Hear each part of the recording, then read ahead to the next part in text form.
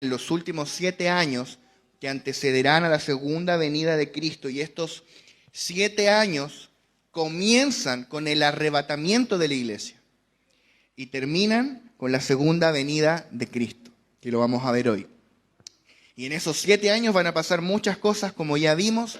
Va a surgir el anticristo, va a ser este líder mundial que va a hacer un pacto con Israel, con los árabes, van a reconstruir el templo en Jerusalén, van a retomar los sacrificios, después el anticristo va a traicionar a Israel, va a cesar los sacrificios y va a entrar él mismo en el templo, sentarse como Dios y va a exigir ser adorado como Dios. Y ahí Israel se va a dar cuenta que no era nada el Mesías como ellos creían, era el anti-Mesías, el anticristo. Y el anticristo comenzará a perseguir y asesinar a todos los que adoran a cualquier cosa que se llame Dios, incluido el Dios verdadero y cualquier otro Dios que no sea Él. Entonces Dios va a derramar sus juicios sobre los moradores de la tierra en esos, sobre todo en la segunda mitad, los últimos 3,5 años. Y todo eso, bueno, vamos a ver un poquito más hoy, pero mientras ocurre la gran tribulación acá, cosas van a ocurrir en el cielo también. Y de eso vamos a comenzar a hablar hoy. Porque resulta que, claro, la iglesia es arrebatada al inicio de los 7 años, ¿verdad? La iglesia es arrebatada, nos vamos al cielo, vamos a volar en las nubes con el Señor y vamos a estar con Él en el cielo. Mientras ocurre acá la tribulación, arriba van a ocurrir cosas. ¿Qué va a ocurrir? 2 cosas muy importantes, el tribunal de Cristo y las bodas del Cordero. Amén. Entonces vamos a hablar de eso. Qué hermoso, qué maravilloso es esto. ¿Cuántos anhelan estar allí en las bodas del Cordero, verdad? Entonces primero vamos a hablar del tribunal de Cristo. Romanos 14:10 dice, pero tú, ¿por qué juzgas a tu hermano? O tú también, ¿por qué menosprecias a tu hermano? Porque todos compareceremos ante el tribunal de Cristo, dice Pablo. Eso es Romanos 14:10. Todos compareceremos ante el tribunal de Cristo. Hay algo llamado el tribunal de Cristo. Y en 2 Corintios 5:10 dice, porque es necesario que todos nosotros comparezcamos ante el tribunal de Cristo para que cada uno reciba según lo que haya hecho mientras estaba en el cuerpo, sea bueno o sea malo. Entonces, el tribunal de Cristo, tribunal aquí en griego es la palabra bimá, es un tribunal donde los creyentes habremos de dar cuentas al Señor.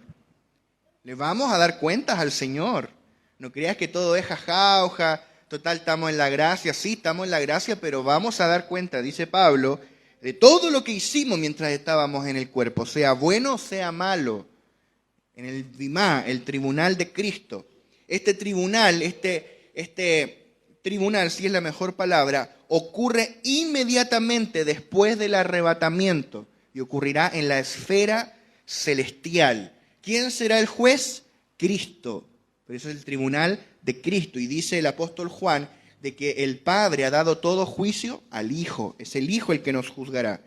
O sea, tú y yo vamos a estar frente a frente, face to face, con el Señor Jesús. Y vamos a tener que dar cuenta de nuestra gestión, de nuestra administración, si fuimos obedientes o no al Señor, si obedecimos su palabra o no, si caminamos en su propósito o no, si cumplimos la asignación que Él nos puso a cada uno de nosotros, que no es la misma, ¿verdad? ¿Fui fiel a mi asignación en el reino? El Señor me va a juzgar, tendré que dar cuentas delante de Él. ¿Quiénes serán juzgados en este tribunal? Exclusivamente los creyentes, los que son salvos. Para los que no son salvos, ellos irán a otro juicio, al final de todo, que es el juicio delante del gran trono blanco, que está allí en Apocalipsis. Y allí serán condenados, irán a perdición, aquellos que rehusaron creer en Cristo en esta era. Pero en el bimá no es para salvación. El objetivo de este tribunal no es determinar si tú vas a ser salvo o no, porque tú ya fuiste salvo. Amén. Este tribunal es para los salvos. No se va a discutir salvación, tranquilo, pero lo que se va a discutir aquí es recompensa. Porque aunque ya eres salvo, en la gloria habrá niveles de recompensa, acorde a si fuimos fieles o no a nuestra asignación, si cumplimos o no el propósito por el cual Dios nos trajo a esta tierra. y si fuimos obedientes o no a su palabra. Amados, todos nosotros vamos a dar cuentas delante del Señor. O sea, ni siquiera delante del apóstol, no, del Señor. Hermano, del Señor. Y allí, dice Pablo, daremos cuentas de nuestras obras, sean buenas o sean malas. Y el objetivo es no salvación, pero ya somos salvos, eso no está en discusión, es recompensa o pérdida. Dice Primera de Corintios, capítulo 3, verso 12 al 15.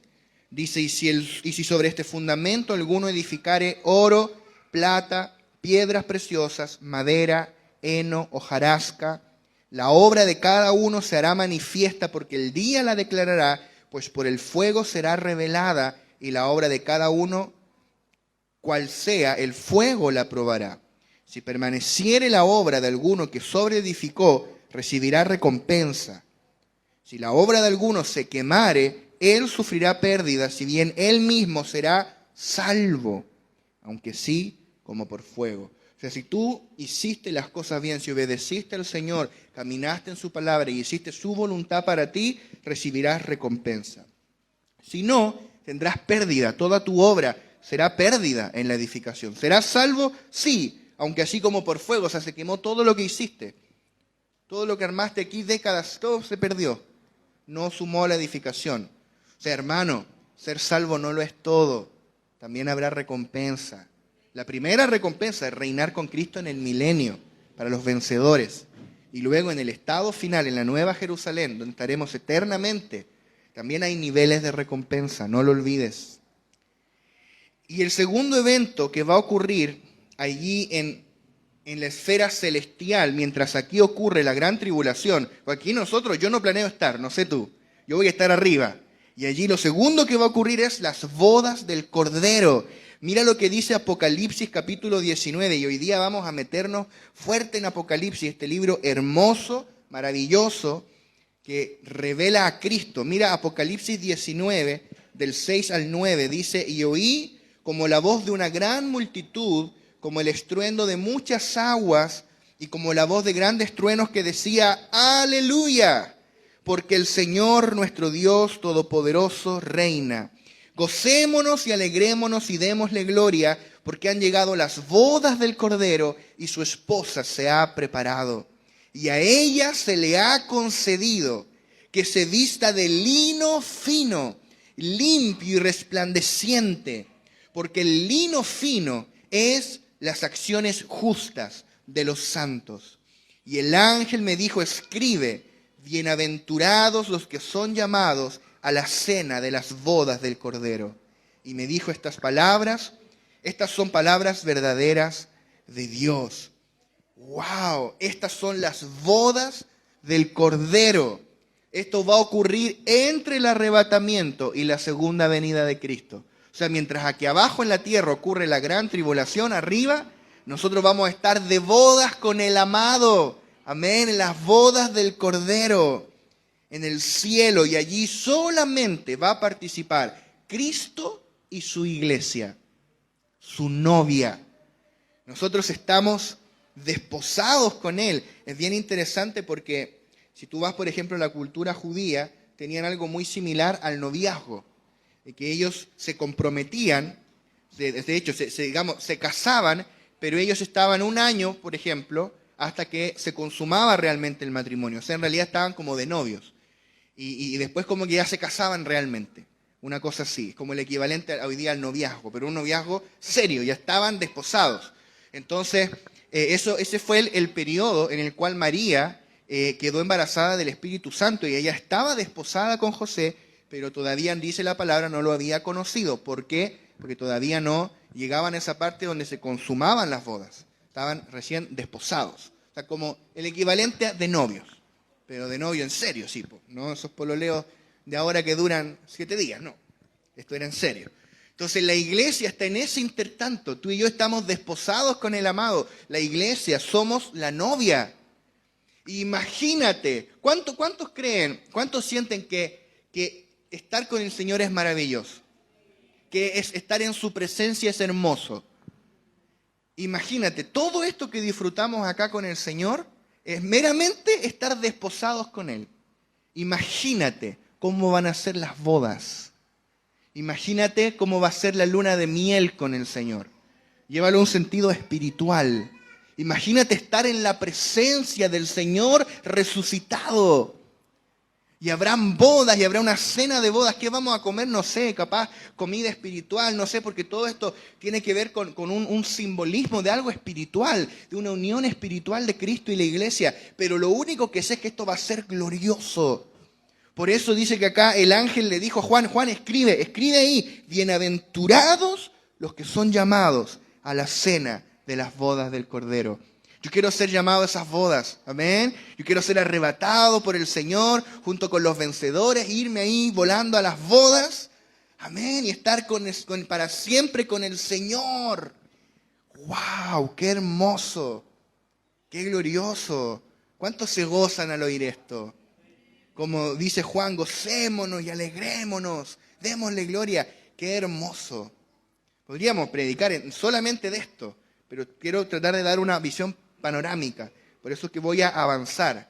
Mientras nosotros vamos a estar allá en las bodas del Cordero, acá abajo van a estar en la gran tribulación, que ya dijimos, no son estos últimos 7 años. Algunos le llaman gran tribulación solo los últimos 3,5 años. Da igual, pero el concepto es más o menos el mismo. Los primeros 3,5 años, sabemos, ¿no? Comienza con el arrebatamiento de la iglesia, surge este líder mundial que es el anticristo, hará una alianza con Israel, con los árabes. Este anticristo surgirá del Mediterráneo, del antiguo imperio romano, probablemente sea hasta europeo. Será de ascendencia judía, porque los judíos creerán que es el Mesías, y dice Daniel que no hará caso del Dios de sus padres, el Dios de sus padres. Entonces tenemos todos esos datos acerca del anticristo. Y logrará la paz en Medio Oriente.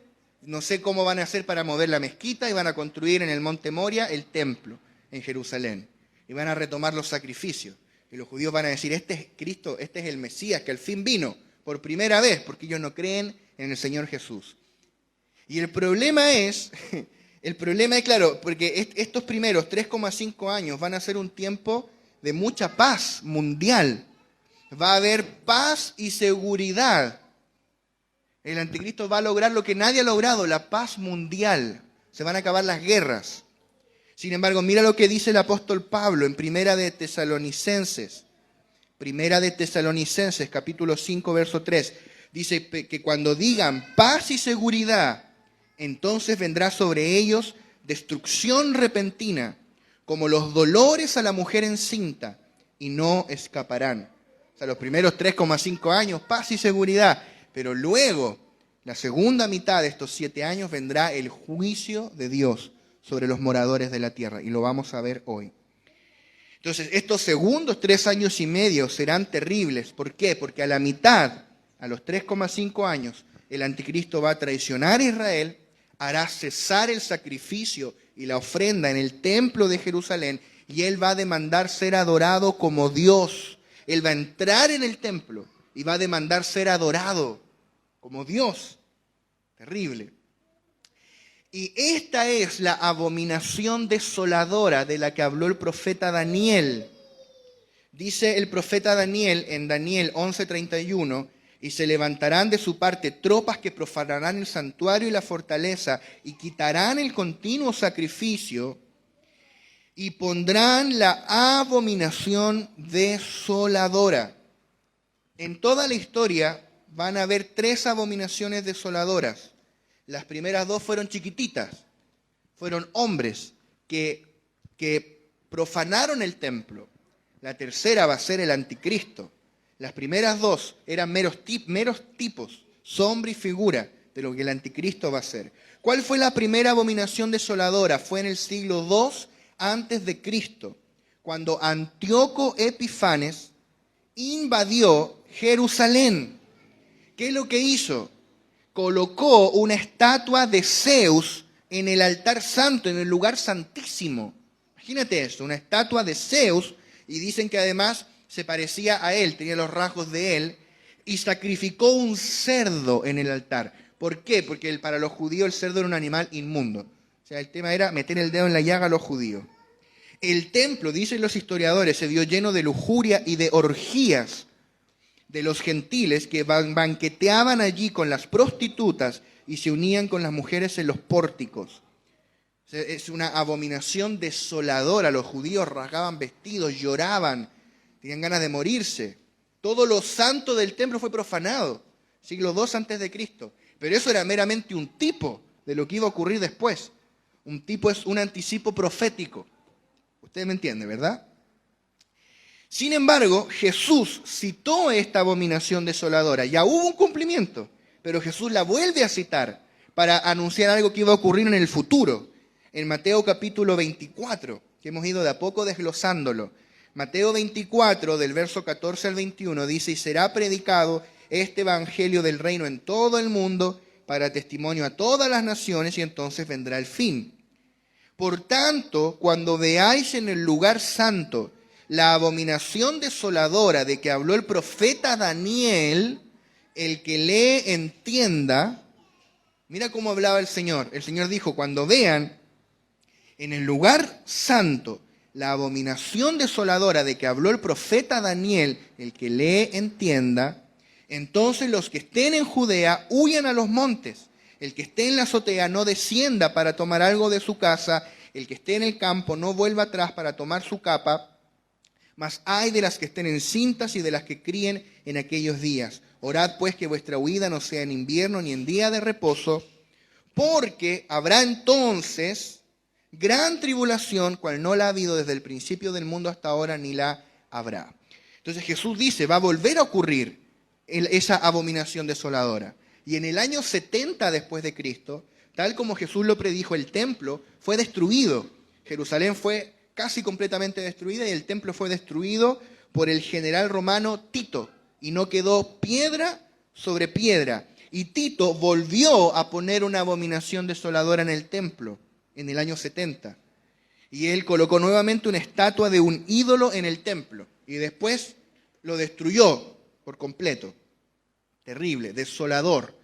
De hecho, el templo está destruido hasta hoy. Por eso los judíos lo quieren reconstruir.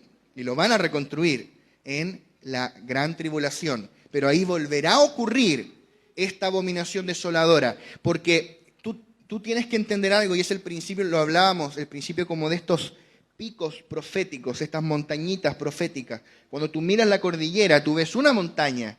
Pero entre Chile y Argentina no hay una montaña, hay un montón de montañas detrás. Cuando tú las miras de lejos, todas las montañas se ven como si fueran una. Cuando te empiezas a acercar, te das cuenta que son varias. Una más pequeña, después atrás una un poco más grande y al final la grande, grande, grande, ¿verdad? Que ahí está la frontera, en los picos más altos de cada montaña. Entonces, lo mismo es en la profecía. Daniel está hablando de la abominación desoladora y Daniel ve 3 montañas. En realidad son 3, pero Daniel ve una. No sé si se entiende, ¿verdad? Entonces, Jesús acá está hablando de 2 eventos al mismo tiempo. Está hablando de la destrucción del templo en Jerusalén, pero luego se traspasa y empieza a hablar de la gran tribulación y dice, pero habrá entonces gran tribulación como nunca la ha habido ni la volverá a haber.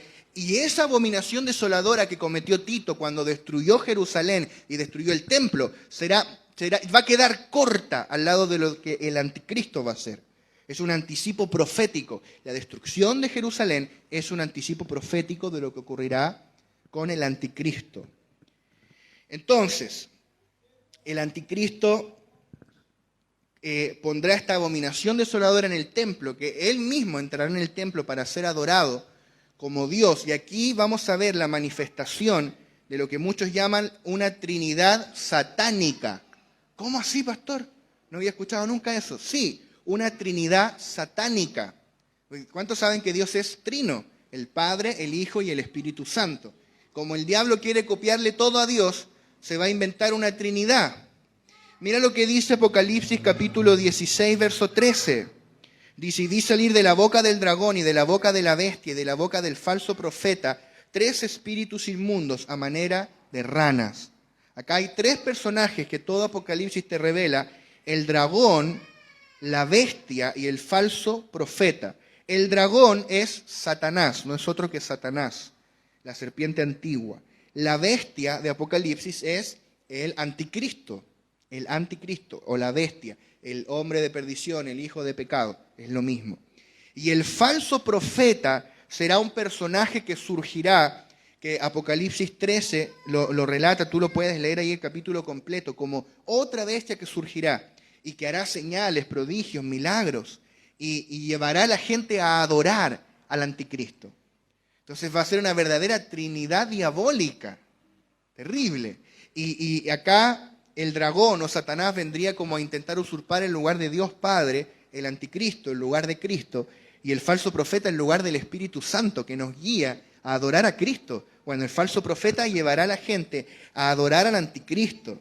Y aquí vendrá el tema que está en Apocalipsis 13, 16 al 18, que dice que el falso profeta hacía que a todos, pequeños y grandes, ricos y pobres, libres y esclavos, se les pusiese una marca en la mano derecha o en la frente, y que ninguno pudiese comprar ni vender, sino el que tuviese la marca o el nombre de la bestia, o el número de su nombre.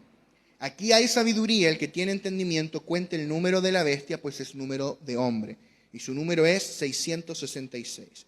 Entonces, esto va a pasar, esto es real. Claro, lamentablemente a veces las películas distorsionan un poco, pero esto va a pasar. O sea, el anticristo o la bestia va a poner una marca a todos los moradores de la tierra, o en la frente o en la mano derecha. ¿Cómo va a ser? No sabemos. Puede ser, tiene que ser algo que no se quite tan fácil, pues no puede ser con lápiz pasta. Tiene que ser, no sé, un tatuaje, o alguien propuso un chip, tal vez como bajo la piel. No sabemos. Puede ser, ¿verdad? ¿Significa que tienes que botar el chip del teléfono? No, ¿verdad? ¿Significa que tienes que pegarle al hermano que tiene un tatuaje? No, pero ojo, hay algunos países donde ya se ocupan, por ejemplo, chip bajo la piel para el tema de chequeos médicos, para pago. Ahora, ¿esa es la marca de la bestia? No. ¿Por qué? Porque todavía no está la bestia, no está el anticristo. ¿A quién vas a adorar? Todavía no estamos en la gran tribulación. Pero probablemente se va a parecer bastante, probablemente. Ahora, respecto al número 666, calza con varios nombres. Uno de los nombres con lo que calza es César Nerón. Si tú escribes César Nerón en griego, lo traspasas a letras hebreas, porque las letras hebreas todas tienen un valor numérico, te da, en Nerón es 306, César 360 te da 666. Se cree de que está hablando de alguna forma de que Nerón viene a tipificar al anticristo, que parte de lo que operó en Nerón, esa visión diabólica que tenía Nerón, así será el anticristo. Ahora hay otras propuestas respecto al número. El número, ¿por qué Juan usó un número? Muy probablemente porque, como escribió en los tiempos de Roma, si ponía un nombre, podía tener problemas. Entonces, por eso pone el numerito y pone, bueno, el que sea más vivaracho entenderá. Ahora, claro, 2000 años después nos cuesta un poquito entender. Lo importante es que la bestia o el anticristo exigirá marcar a todos, y sin esa marca no podrás comprar ni vender. O sea, o te mueres de hambre o va a haber algún mercado negro, si te pillan te van a matar. O sea, yo no quiero estar ahí, eso es lo que estoy intentando explicar. La tribulación no es un lugar al que tú te quieras quedar. Hay gente que dice, a mí me gustaría quedarme a la tribulación, a predicar. No te quieres quedar a la tribulación. No quieres quedarte. Te van a matar. No quieres quedarte. ¿Cuáles son los objetivos de esta tribulación? Resumiendo, número 1, preparar a la nación de Israel para recibir al Mesías, al verdadero. Y segundo, derramar el juicio de Dios sobre los hombres y las naciones incrédulas. Sobre todo, los últimos 3 años y medio. Hay mucho más para profundizar. Por ejemplo, la Trinidad diabólica. Tienes un montón de capítulos que te describen al dragón, la bestia, el falso profeta. Podríamos profundizar, no nos da el tiempo. Tampoco es lo más importante, porque yo no planeo estar ahí, no sé tú. Nosotros vamos a estar en las bodas del Cordero, pero de todas maneras es bueno que tú lo conozcas, amén, que tú sepas que eso existe. Quiero que vayamos a los juicios de la tribulación. Apocalipsis se toma varios capítulos en exponer los juicios que Dios va a derramar sobre los moradores de la tierra en la gran tribulación.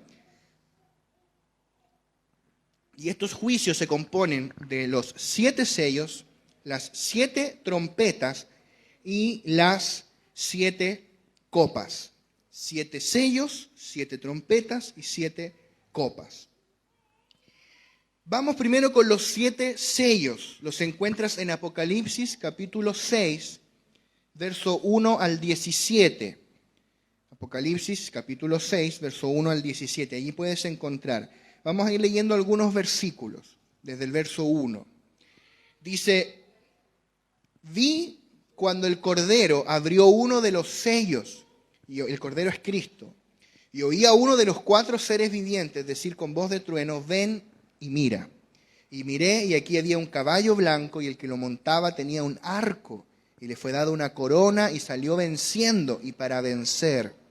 Cuando abrió el segundo sello, oí el segundo ser viviente que decía: ven y mira. Y salió otro caballo bermejo o rojo, y el que lo montaba le fue dado poder de quitar de la tierra la paz, y que se matasen unos a otros, y se le dio una gran espada. Cuando abrió el tercer sello, oí al tercer ser viviente que decía: ven y mira. Y miré, y aquí un caballo negro, y el que lo montaba tenía una balanza en la mano. Y oí una voz de en medio de los 4 seres vivientes que decía: 2 libras de trigo por 1 denario, y 6 libras de cebada por 1 denario, pero no dañes el aceite ni el vino. Cuando abrió el cuarto sello, oí la voz del cuarto ser viviente que decía: ven y mira. Miré, y he aquí un caballo amarillo, y el que lo montaba tenía por nombre Muerte, y el Hades le seguía, y le fue dada potestad sobre la 4ª parte de la tierra para matar con espada, con hambre, con mortandad y con las fieras de la tierra. Entonces estos primeros 4 sellos son 4 jinetes. Estos 4 jinetes comenzaron a correr desde que Cristo ascendió y continúan corriendo y van a correr hasta el final de esta era. El primer jinete o el primer caballo, el caballo blanco, representa la predicación del Evangelio. Por eso el caballo es blanco, la pureza, la santidad. Por eso el jinete lleva un arco pero no lleva flecha. ¿Para qué te sirve un arco sin flecha? Porque no va a pelear, ya la flecha ya la tiró, porque Cristo ya ganó la victoria en la cruz. Entonces ahora Él está predicando el Evangelio de la paz. Entonces el primer jinete es el Evangelio. El segundo sello, el segundo jinete es el caballo bermejo, representa la guerra. Hemos tenido guerra toda esta era. El tercer sello es el caballo negro, representa el hambre. Y el cuarto sello, el caballo amarillo, representa la muerte. De hecho, te dice que su nombre es Muerte. Ahí tenemos esos 4 jinetes que están corriendo y correrán hasta que termine esta era. Y si esto se acrecentará allí en la gran tribulación. Seguimos, quinto sello, Apocalipsis 6, verso 9. Cuando abrió el quinto sello, vi bajo el altar las almas de los que habían sido muertos por causa de la palabra de Dios y por el testimonio que tenían, y clamaban a gran voz diciendo: ¿hasta cuándo, Señor, santo y verdadero, nos juzgas y vengas nuestra sangre en los que moran en la tierra? Y se les dieron vestiduras blancas, y se les dijo que descansasen todavía un poco de tiempo, hasta que se completara el número de sus consiervos y sus hermanos, que también habían de ser muertos como ellos. Entonces el quinto sello revela el martirio por el cual han pasado muchos cristianos. Amanda. El quinto sello revela el martirio por el cual pasaron muchos cristianos desde el primer siglo hasta el fin de esta era. Todavía falta que se complete el número de esos mártires. Hablábamos el otro día, cuando hablamos de la iglesia perseguida, creo que aproximadamente 15 cristianos son martirizados cada día, me quedé corto, cada día. Esos son los números de los cuales tenemos contabilidad. Muchos más hay? No lo sabemos. De los que tenemos contabilidad, lo menos 15 cristianos son martirizados cada día. Sexto sello, verso 12. Miré cuando abrió el sexto sello, y aquí hubo un gran terremoto, y el sol se puso negro como tela de silicio, la luna se volvió toda como sangre. Ya ahí te empieza a dar miedo. Y las estrellas del cielo cayeron sobre la tierra como la higuera deja caer sus higos cuando es sacudida por un fuerte viento. Y el cielo se desvaneció como un pergamino que se enrolla, y todo monte y toda isla se removió de su lugar. y los reyes de la tierra, y los grandes, los ricos, los capitanes, los poderosos, y todo siervo y todo libre, se escondieron en las cuevas y entre las peñas de los montes, y decían a los montes y a las peñas: caed sobre nosotros y escondednos del rostro de aquel que está sentado sobre el trono y de la ira del Cordero, porque el gran día de su ira ha llegado. ¿Y quién podrá sostenerse en pie? O sea, el sexto sello marca el inicio de las calamidades sobrenaturales y constituye la respuesta de Dios al clamor de los mártires que están en el quinto sello. ¿Hasta cuándo, Señor, no vengas nuestra sangre de los moradores de la tierra? Tremendo. Y finalmente tenemos el séptimo sello, que se compone de las 7 trompetas. Eso es el séptimo sello, las 7 trompetas. Entonces vamos a entrar ahora a las 7 trompetas, como hacerle un zoom. 7 trompetas están en Apocalipsis capítulo 8 y capítulo 9. Tú después léelo completo en tu casa, no podemos leerlo completo acá. Verso 7, Apocalipsis 8, 7. El primer ángel tocó la trompeta y hubo granizo y fuego mezclados con sangre, que fueron lanzados sobre la tierra, y la tercera parte de los árboles se quemó. La tercera parte de los bosques de la tierra. Y se quemó toda la hierba verde. Probablemente la tercera parte se refiere a ciertas regiones de la tierra que son las más malignas y pecaminosas. Recuerda que esto es un juicio por el pecado y por no arrepentirse. O sea, 1/3 de los bosques será quemado con fuego, 1/3 de la tierra, probablemente las partes más malignas y pecaminosas. El hombre tendrá que dar cuenta delante de Dios. Verso 8 y 9, el segundo ángel tocó la trompeta y como una gran montaña ardiendo en fuego fue precipitada en el mar, y la tercera parte del mar se convirtió en sangre, y murió la tercera parte de los seres vivientes que estaban en el mar, y la tercera parte de las naves fue destruida. Terrible. Y nuevamente, probablemente, se refiere al mar que colinda con las regiones que obran el mal contra Dios.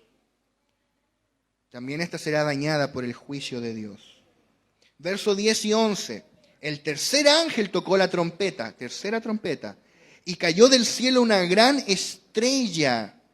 Probablemente no sea una estrella, pero quizás es un meteorito, un asteroide. Anda a saber tú. Bueno no va a ser para los que estén ahí. Una gran estrella ardiendo como una antorcha, y cayó sobre la tercera parte de los ríos y sobre las fuentes de las aguas. Y el nombre de la estrella es Ajenjo. De esta estrella o meteorito, Ajenjo. Y la tercera parte de las aguas se convirtió en ajenjo, y muchos hombres murieron a causa de esas aguas, porque se hicieron amargas. Hoy en día los que se oponen a Dios y practican lo malo, todavía disfrutan lo que Dios creó. Pero debido a la oposición maligna del hombre contra Dios, el agua que Él creó y que es vital para la vida humana, será dañada de una manera limitada por el juicio de Dios. Se contaminarán las aguas. Terrible.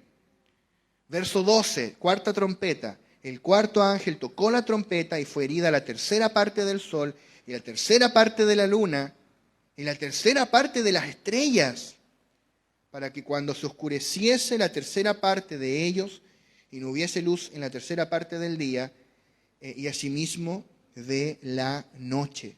O sea que hay un juicio sobre el sol, la luna y las estrellas que los hace oscurecer, tal como ocurrió en Egipto. O sea, estas primeras 4 trompetas, tú puedes hallar un paralelo en algunas de las plagas de Egipto. Mediante los juicios de estas primeras 4 trompetas, la tercera parte de la tierra, del mar, de los ríos y de los ejércitos celestiales serán dañados hasta el punto de ya no ser útiles para la supervivencia del hombre. O sea, los que van a estar aquí lo van a pasar muy mal por el juicio divino. Cuando dice que se va a oscurecer el sol, probablemente se refiere a la parte del sol que brilla sobre las regiones malignas de la tierra. Dios sabe perfectamente qué partes son. Será arruinada por el juicio de Dios. Verso 13. Y miré y oí un ángel volar por en medio del cielo diciendo a gran voz: ¡ay! ¡ay! ¡ay! 3. ¡ay! De los que moran en la tierra a causa de los otros toques de trompeta que están por sonar los 3 ángeles. Las últimas 3 trompetas que quedan son los 3 ay. Cuando suene la quinta, en la humanidad va a decir ay. No tan suave como lo estoy diciendo yo. Apocalipsis 9, el quinto ángel, 9 verso 1. El quinto ángel tocó la trompeta y dio una estrella que cayó del cielo a la tierra y se le dio la llave del pozo del abismo. Aquí esta estrella se está refiriendo ahora a Satanás, porque se le dio la llave a la estrella. O sea, tú no le das una llave a una roca, claro. Y abrió el pozo del abismo y subió humo del pozo como humo de un gran horno y se oscureció el cielo, se oscureció el sol y el aire por el humo del pozo. Y del humo salieron langostas sobre la tierra y se les dio poder como tienen poder los escorpiones de la tierra, y se les mandó que no dañasen a la hierba de la tierra, ni a cosa verde alguna, ni a árbol, sino solamente a los hombres que no tuviesen el sello de Dios en sus frentes. Y les fue dado no que los matasen, sino que los atormentasen 5 meses. Y su tormento era como tormento de escorpión cuando hiere al hombre. Y en aquellos días los hombres buscarán la muerte, pero no la hallarán. Y ansiarán morir, pero la muerte huirá de ellos.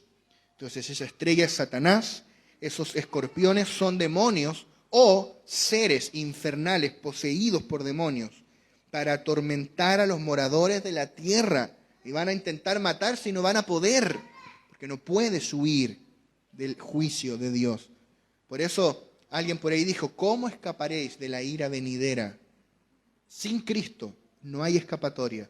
Por eso, si tú me estás escuchando y tú no tienes a Cristo, tú tienes que venir a Cristo. Aún hay tiempo. Verso 13. El sexto ángel tocó la trompeta y oyó una voz de entre los 4 cuernos del altar de oro que estaba delante de Dios, diciendo al sexto ángel que tenía la trompeta: desata los 4 ángeles que están atados junto al gran río Éufrates. Y fueron desatados los 4 ángeles que estaban preparados para la hora, día, mes y año, a fin de matar a la tercera parte de los hombres. O sea, si eso ocurriera ahora, ¿cuántos somos? Somos como 7.000, 8.000 millones. Ponele que fuéramos 9.000 millones. 9.000, o sea, 3.000 millones muertos. Es juicio. Esto es juicio. Verso 20. Y los otros hombres que no fueron muertos con estas plagas, ni aún así se arrepintieron de las obras de sus manos. Ni aún así se arrepintieron de las obras de sus manos.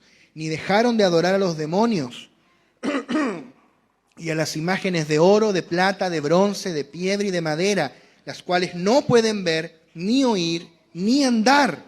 Y no se arrepintieron de sus homicidios, de sus hechicerías, ni de su fornicación, ni de sus hurtos. Terrible, la sexta trompeta. Y luego tenemos la séptima trompeta, que se compone de las 7 copas. Entonces vamos a ir a las 7 copas. Apocalipsis 16, verso 1. Oí una gran voz que decía desde el templo a los 7 ángeles: id y derramad sobre la tierra las 7 copas de la ira de Dios. Resumiendo un poco, la primera copa es una úlcera maligna y pestilente sobre todos los que tengan la marca de la bestia y adoren su imagen. La segunda copa es que se convertirá el mar en sangre y morirá todo ser vivo que habrá en el mar. Todo ser vivo del mar, muerto. Tercera copa: los ríos y fuentes de las aguas se convertirán en sangre. Brutal. Y acá permíteme leerte un texto cuando está explicándolas en el verso 5 al 7. Apocalipsis 16, del 5 al 7. Dice Juan: y oí al ángel de las aguas, al ángel que derramó la copa de la ira sobre las aguas, que decía, esto es lo que decía el ángel: justo eres tú, oh Señor, el que eres y que eras, el santo, porque has juzgado estas cosas.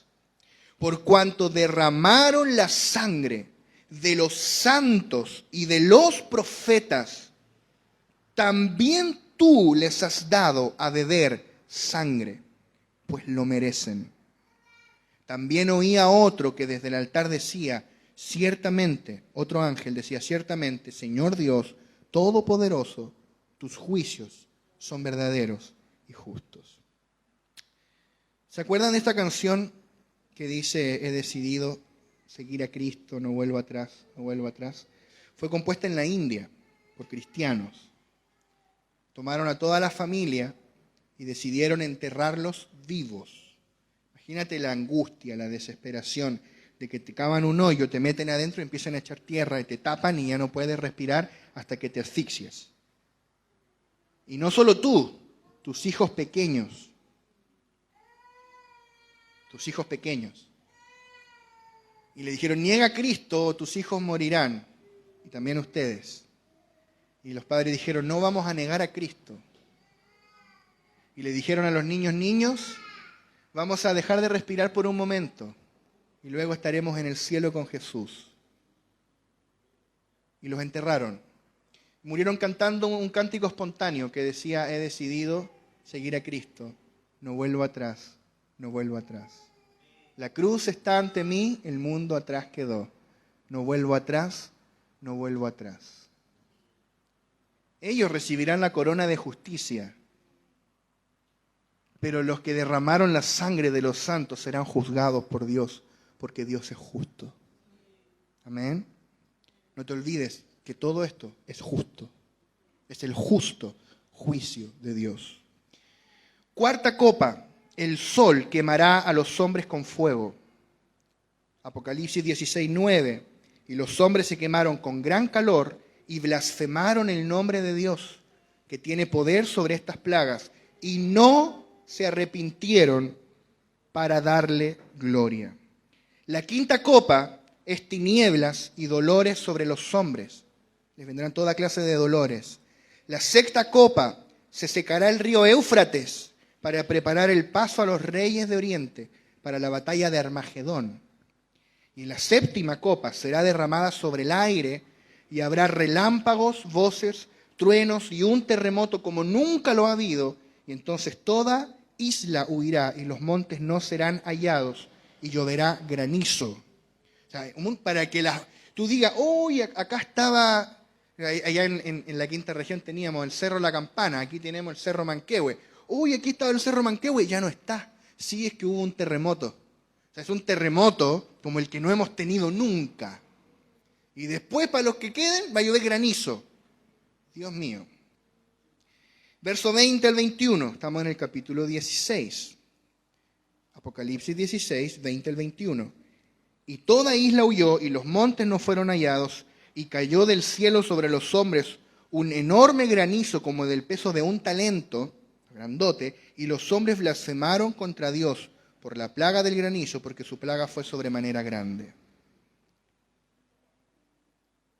Entre medio de todo esto va a ocurrir la destrucción de Babilonia, que se reseña en Apocalipsis 17. Y lo resume Apocalipsis 16, 19, que dice, y la gran ciudad fue dividida en tres partes, y las ciudades de las naciones cayeron por el terremoto, y la gran Babilonia vino en memoria delante de Dios para darle el cáliz del vino del ardor de su ira. Interesante. Entonces las ciudades de la tierra quedaron hechas pelotas con este gran terremoto, probablemente un terremoto mundial. Nunca hemos visto algo así, porque esto ya no es los ciclos naturales de la tierra, esto es juicio de Dios. Y luego dice que Dios se acordó, dijo ya, ahora le toca a Babilonia. ¿Qué es lo que es Babilonia? En Apocalipsis 17 se nos muestra, Babilonia es la gran ramera, así se le llama, gran ramera. Es el sistema religioso apóstata. Sistema religioso apóstata que existirá en el periodo de la gran tribulación. Es la falsa iglesia. La falsa iglesia. Habrá una falsa iglesia en la tribulación. Esa no va a ser arrebatada. Entonces es un sistema eclesiástico. Y luego, y ese sistema eclesiástico va a ser destruido por el anticristo. Ojo, por el anticristo, por la bestia. La bestia va a destruir a la Babilonia eclesiástica. ¿Por qué? Porque es competencia. Y la bestia quiere, el anticristo quiere que solo se le adore a él. Entonces Dios va a usar incluso al anticristo para juzgar los pecados de esta gran ramera que dice Apocalipsis 17, la madre de todas las rameras. Es un sistema eclesiástico, religioso, que ha sido, como dice la carta a Tiatira. Tiatira representa esta iglesia apóstata, que ha fornicado, ha enseñado a los santos a fornicar con doctrinas de demonios y a adorar ídolos, ha enseñado a la gente a adorar ídolos. Este sistema del que estamos hablando es representado por el romanismo. Tenemos que ser claros en esto. Entonces, el anticristo va a invadir Roma y va a destruir el Vaticano y va a destruir todo el sistema eclesiástico y paraeclesiástico, todos los que no se fueron en el arrebatamiento. Todo será destruido. Recuerda que dice Apocalipsis que esta Babilonia eclesiástica, esta gran ramera, está ebria de la sangre de los santos. Y si vamos a la historia, si tú lees, por ejemplo, el libro de los mártires de Fox, John Fox, un historiador, te vas a dar cuenta que, tristemente, es muy triste hablar estas cosas, tristemente el romanismo mató más, hizo más mártires que el mismo imperio romano. Así es. Fueron más crueles que el mismo imperio romano para torturar y asesinar a los santos. Te invito a que lo leas por ti mismo. Saques tus propias conclusiones. Lee, busca allí el libro de los mártires. Y luego, las cruzadas, por ejemplo, ni hablar, las cruzadas, matar en nombre de Dios. Bueno, la Inquisición, bueno, si seguimos no paramos. Ahora, en el capítulo 18, Apocalipsis capítulo 18, tenemos la Babilonia política, que también será destruida. No es lo mismo que la Babilonia del capítulo 17. La Babilonia política es la confederación imperial de la bestia. Es la forma final del poder mundial de los gentiles. O sea, va a ser el imperio del anticristo, que va a destruir a la Babilonia eclesiástica, pero luego Dios va a destruir al anticristo y sus ejércitos en la segunda venida de Cristo. ¿Dónde? En la batalla del Armagedón. Y ya vamos hacia allá. No puedo detenerme lo suficiente en cada punto, pero les pido que por favor, si hay alguna duda, después me pregunten. Les puedo compartir más versículos, algunos libros, estudios. Tú puedes estudiar por tu cuenta. Todo esto es de público conocimiento. Amén. Entonces vamos a la batalla de Armagedón, que está ahí en Apocalipsis 16, reseñada, mencionada en Apocalipsis 16. Nos estamos acercando ya al final de esta gran tribulación. Apocalipsis 16, verso 14 dice, pues son espíritus de demonios que hacen señales y van a los reyes de la tierra en todo el mundo para reunirlos a la batalla para aquel gran día del Dios Todopoderoso. Verso 16, y los reunió en el lugar que en hebreo se llama Armagedón. Armagedón. Entonces al final de la gran tribulación habrá una gran batalla en las cercanías de Jerusalén, en el lugar que se llama Armagedón. También es el monte Meguido. El monte Meguido. Es una extensa llanura que está cerca de Jerusalén, donde muchas batallas han sido libradas antes. Hay algunos otros lugares que la Escritura menciona para esta batalla, como el valle de Josafat, que es un área al este de Jerusalén. También menciona Esdraelón al norte de Jerusalén, y también menciona a Edom o Idumea, que está al sur de Jerusalén. O sea, Jerusalén va a estar rodeado entero, norte, este y sur, y al oeste está el mar, ¿verdad? No directamente en Jerusalén, pero allí cerquita. O sea, Israel va a estar rodeado. Ahora, Armagedón muy probablemente no va a ser solo una batalla final, sino toda una campaña militar que va a desembocar en una batalla final. ¿Quiénes van a ser los participantes de esta campaña militar? Número 1, la federación de las 10 naciones comandadas por el anticristo, que va a ser de alguna forma espiritual o natural, o ambas, la revitalización del imperio romano, las 10 naciones comandadas por el anticristo. O sea, muy probablemente va a ser algo muy similar a lo que hoy día es la Unión Europea. Muy similar. No es exactamente lo mismo. Segundo, la Federación del Norte. O sea, Rusia y sus aliados. Si coloco todos los versículos no vamos a terminar hoy. Entonces, puede después ahí inquirir. Número 3, los reyes de Oriente van a ser pueblos asiáticos más allá del Éufrates. Probablemente la mayoría de ellos árabes, tal vez China. Y 4, el rey del sur, que será una potencia o varias potencias del norte de África. Y va a haber una quinta, que va a ser el Señor Jesucristo con sus ejércitos, que va a aparecer al final, que va a descender del cielo. Entonces, probablemente, acá los eruditos tienen varias teorías, a veces es sano tener sanas conjeturas, ¿no? Hay varias teorías de que van a haber varios conflictos entre estas potencias durante la gran tribulación. Y al final va a desembocar en una gran batalla por el control de Jerusalén y de Israel. Puede ser que esta batalla de Armagedón, al principio, sea entre varias de estas naciones, porque el anticristo va a gobernar Israel. Entonces, puede que algunas quieran invadir Israel, tal vez el anticristo lo va a defender, o tal vez todos se vayan contra Israel, pero el asunto es que finalmente van a ser todos contra Israel y finalmente todos contra el Dios de Israel, porque Cristo va a descender del cielo y entonces todos los ejércitos se van a volver a pelear contra Cristo, pero Cristo los va a derrotar en su segunda venida. Amén. Porque estamos hablando de todo esto y pareciera que Cristo no va a venir nunca, pero el Señor prometió volver. Quiero leerte y vamos a leer un par de textos y luego ya vamos a terminar. El Señor prometió volver y cuando el Señor ascendió y los discípulos se quedaron mirando hacia el cielo diciendo, se fue el Señor. Los ángeles le dijeron a los discípulos en Hechos 1:11, dice, los cuales también les dijeron, varones galileos, ¿por qué estáis mirando al cielo? Este mismo Jesús que ha sido tomado de vosotros al cielo, así vendrá como le habéis visto ir al cielo. Él prometió volver en las nubes del cielo. ¿Cuántos lo creen? Entonces Israel se va a ver rodeada de ejércitos que van a querer pelearse o juntos o entre ellos, pero para destruir Jerusalén. Y cuando estén completamente sin esperanza, el cielo se va a abrir y Cristo va a aparecer montado en su caballo blanco. ¡Aleluya! Y quiero que leamos eso en Apocalipsis capítulo 19, verso 11 al 21. Dice, entonces vi el cielo abierto. Esta es la segunda venida del Señor.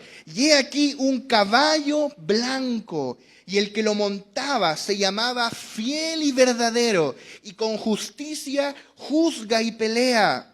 Sus ojos eran como llama de fuego, y había en su cabeza muchas diademas, y tenía un nombre escrito que ninguno conocía, sino él mismo. Estaba vestido de una ropa teñida en sangre, y su nombre es el Verbo de Dios. Y los ejércitos celestiales, vestidos de lino finísimo, blanco y limpio, le seguían en caballos blancos. Esos somos tú y yo, amado hermano. Nosotros vamos a estar allí en las bodas del Cordero y el Señor va a decir, listo, ahora nos vamos a destruir al anticristo y sus ejércitos y a reinar sobre la tierra y vamos a marchar con Él detrás del Señor. Él va a ir en su caballo blanco y nosotros vamos a ir detrás con Él como la novia, esa novia guerrera. ¿Recuerdas cuando estudiamos Efesios? Que la iglesia es la novia, pero también la iglesia es el guerrero. Y detrás irá esa esposa guerrera a pelear junto con Él. Esa ayuda idónea que junto con Él le aplastará la cabeza a Satanás. Amén. Y ahí vamos a estar nosotros. Tú eres parte de esos ejércitos. Dice la palabra, de su boca, de la boca del Señor, sale una espada aguda para herir con ella a las naciones. Y Él las regirá con vara de hierro, y Él pisa el lagar del vino del furor y de la ira del Dios Todopoderoso. Y en su vestidura y en su muslo tiene escrito este nombre: Rey de Reyes y Señor de señores. Y vi a un ángel que estaba en pie en el sol y clamó a gran voz diciendo a todas las aves que vuelan en medio del cielo: venid y congregaos a la gran cena de Dios, para que comáis carne de reyes y de capitanes, y carnes de fuertes, carnes de caballos, de sus jinetes, y carnes de todos, libres y esclavos, pequeños y grandes. Y vi a la bestia, a los reyes de la tierra y a sus ejércitos reunidos para guerrear contra el que montaba al caballo, contra Cristo y contra su ejército. Y la bestia fue apresada, y con ella el falso profeta, que había hecho delante de ella las señales con las cuales había engañado a los que recibieron la marca de la bestia y habían adorado su imagen. Estos dos, el anticristo y el falso profeta, fueron lanzados vivos dentro de un lago de fuego que arde con azufre. Y los demás fueron muertos con la espada que salía de la boca del que montaba el caballo. Y todas las aves se saciaron de la carne de ellos. O sea, Cristo va a destruir a todos esos ejércitos de los gentiles. Y luego Él establecerá su reino sobre la tierra y regirá a las naciones con vara de hierro. Mira cómo lo muestra Zacarías, este relato. Vamos por favor al libro del profeta Zacarías en el Antiguo Testamento. Puedes allí anotarlo o buscarlo. Zacarías, capítulo 14. Zacarías, capítulo 14. Zacarías es un profeta que habló mucho de la segunda venida de Cristo. Al igual que Joel, Isaías, Daniel y muchos, por no decir todos los profetas. Zacarías 14, verso 2 al 5 dice: porque yo reuniré a todas las naciones para combatir contra Jerusalén, y la ciudad será tomada, y serán saqueadas las casas y violadas las mujeres, y la mitad de la ciudad irá en cautiverio, mas el resto del pueblo no será cortado de la ciudad. Después saldrá Jehová y peleará con aquellas naciones, como peleó en el día de la batalla. Y se afirmarán sus pies en aquel día sobre el monte de los olivos, que está enfrente de Jerusalén al oriente. Y el monte de los olivos se partirá por en medio, hacia el oriente y hacia el occidente, haciendo un valle muy grande. Y la mitad del monte se apartará hacia el norte y la otra mitad hacia el sur. Y huiréis al valle de los montes, porque el valle de los montes llegará hasta Asal. Y huiréis de la manera que huisteis por causa del terremoto en los días de Usías, rey de Judá, y vendrá Jehová mi Dios. Y esta parte es importante. Y vendrá Jehová mi Dios, y con él todos los santos. ¿Ves? Es lo mismo que está hablando Juan en Apocalipsis. Cristo viene y destruye los ejércitos del anticristo, pero cuando Cristo viene y Él pose, porque sabemos hasta dónde va a posar los pies, en el monte de los olivos, al este de Jerusalén, cuando Él pose sus pies, va a ser tanto el poder de Cristo manifestado que el monte se va a partir en dos. Porque Él en la primera vez vino como corderito, en la segunda Él viene como el león de Judá para reinar. La primera vez vino como el Mesías sufriente, pero ahora viene como el Mesías reinante. Y dice que vendrá con todos sus santos. Ahí vendremos nosotros con Él a reinar sobre la tierra. Amén. Mueve una hoja para atrás a Zacarías 12, que habla de lo mismo. Zacarías 12, verso 2.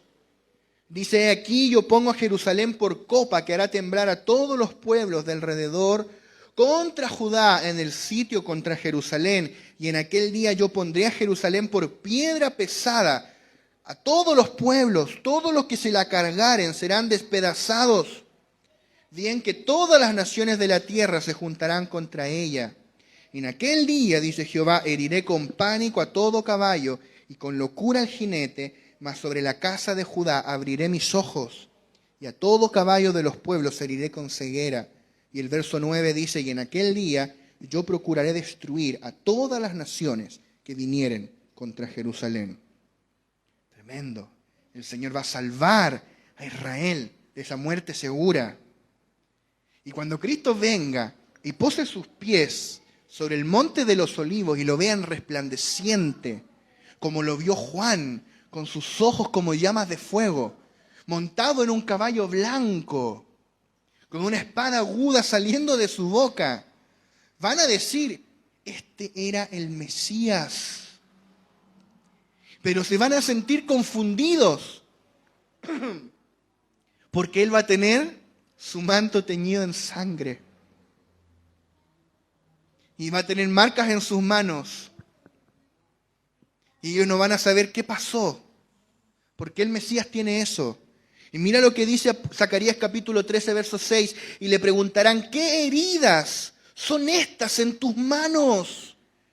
Y él responderá, con ellas fui herido en casa de mis amigos. Y entonces ellos van a comenzar a llorar de arrepentimiento, de decir, crucificamos al Señor de la gloria. Y entonces se cumplirá Zacarías capítulo 12, verso 10, que dice, y derramaré sobre la casa de David y sobre los moradores de Jerusalén espíritu de gracia y de oración. Y mirarán a mí, a quien traspasaron, y llorarán como se llora por hijo unigénito, afligiéndose por él como quien se aflige por primogénito. De esto estaba hablando Juan en Apocalipsis capítulo 1, verso 7, cuando dijo, he aquí viene con las nubes del cielo, y todo ojo le verá, y los que le traspasaron, y todos los linajes de la tierra harán lamentación por él. Sí, amén. Y vamos a terminar con este versículo, porque entonces se cumplirá Romanos, capítulo 11, 25 al 27. Romanos 11, 25 al 27, que dice, porque no quiero, hermanos, que ignoréis este misterio, para que no seáis arrogantes en cuanto a vosotros mismos, que ha acontecido Israel endurecimiento en parte, hasta que haya entrado la plenitud de los gentiles.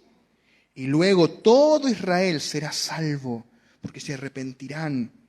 Como está escrito, vendrá de Sión el libertador, que apartará de Jacob la impiedad. Ese será Cristo en su segunda venida. Y este será mi pacto con ellos cuando yo quite sus pecados. Y por primera vez ellos podrán disfrutar del nuevo pacto que tú y yo ya disfrutamos hoy. Entonces Cristo desciende sobre la tierra, todo Israel es salvo, se convierte en el Señor, y Cristo comienza a ordenar su nuevo gobierno y Él establece su reino sobre la tierra, el reino milenial. ¿Por qué? Porque durará 1000 años, que está en el capítulo siguiente de Apocalipsis, que no alcanzamos a verlo hoy, Apocalipsis 20.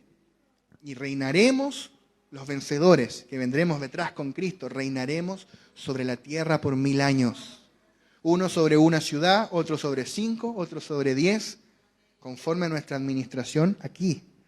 Porque el que en lo poco fue fiel, sobre mucho le pondré, dijo el Señor. No está hablando el mucho, no es aquí, el mucho es en el milenio. Amén.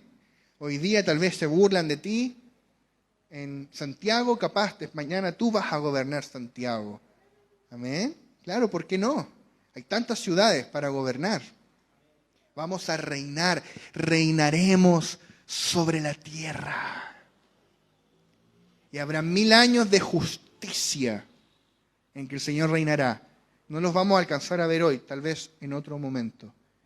Y luego de esos 1000 años, dice que el dragón, Satanás, que iba a estar amarrado, encarcelado, porque recuerdas la Trinidad satánica, el dragón, el anticristo y el falso profeta. Estos dos al lago de fuego, pero el dragón va a quedar encadenado por 1000 años. Y luego será soltado. A propósito, será soltado para que tiente a todos los ejércitos de la tierra a nuevamente rodear Jerusalén y atacar a Cristo. Y van a pretender derrocar el gobierno de Cristo después de 1000 años de gobierno. Y Cristo, obviamente, lo destruirá con el aliento de su boca. El dragón es echado al lago de fuego. Viene el juicio final del gran trono blanco y viene el estado eterno. Para los que rehusaron creer en el Señor, será perdición eterna en un lugar llamado infierno y el lago de fuego, que no fue hecho para el hombre, fue hecho para Satanás y sus demonios.